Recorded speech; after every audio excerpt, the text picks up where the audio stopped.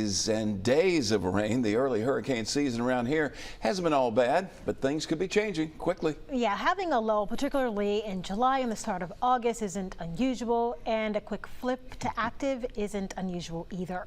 Here's our meteorologist, Matt Barentine. Early on in the season, we see a lot of the tropical development in the Gulf and the Caribbean, but then we go through July and we go through a transition.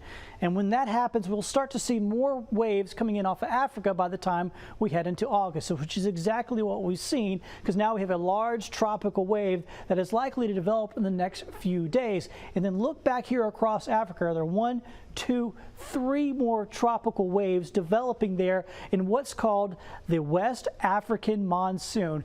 The monsoon here in Africa is caused by a very similar setup to what we see sometimes in the spring. In other words, warm, moist air coming in instead of from the Gulf. In this case, it's from the Atlantic, crashing into dry northeasterly winds that creates these waves of storms that eventually work their way out into the Atlantic and become tropical waves and eventually develop into tropical systems. So many of them have done that over the years. Think of Hurricane Ivan. Even a storm like Katrina, which didn't develop over here in Africa, it started from a tropical wave that did come from Africa, then eventually it developed here in the Bahamas. So there's a big correlation between activity over Western Africa and activity that eventually becomes tropical systems.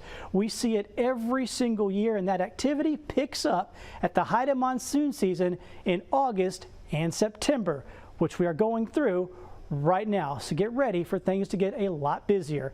In Mobile, Matt Barentine, Fox 10 News.